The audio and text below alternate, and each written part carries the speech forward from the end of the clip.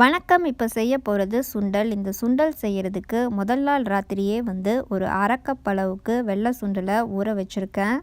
ஊற வச்ச சுண்டலை வேக வைக்கிறதுக்கு இப்போ ஒரு ப்ரெஷர் குக்கரில் தண்ணி ஊற்றி வச்சுருக்கேன் சுண்டலை. அதில் ஒரு அரை டீஸ்பூன் உப்பு சேர்த்துட்டு 1/4 டீஸ்பூன் மஞ்சத்தூள் சேர்த்துக்கிறேன். சேர்த்து 3 விசில் விட்டு வேக வச்சு தண்ணியை வடித்து சுண்டலை எடுத்து வச்சுருக்கேன். பெரிய வெங்காயம் 1 கட் பண்ணி வச்சுருக்கேன். 1/4 கப் துருவன தேங்காய், பச்சை மிளகா 2, கொஞ்சோண்டு கருவேப்பிலை எடுத்து வச்சுருக்கேன்.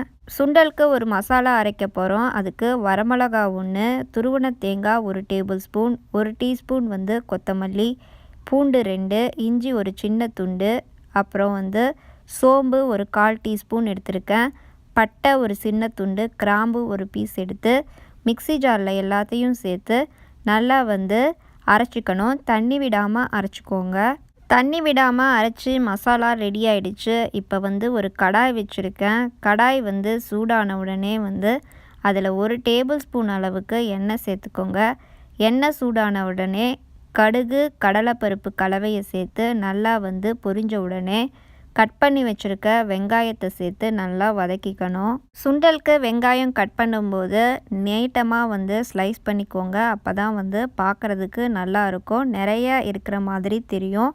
இப்போ கருவேப்பிலையும் பச்சை மிளகாவையும் சேர்த்து நல்லா வதக்கிக்கிறேன். வெங்காயம் நல்லா வதங்கின உடனே அடுத்து அரைச்சி வச்சுருக்க மசாலாவை சேர்த்துடுறேன்.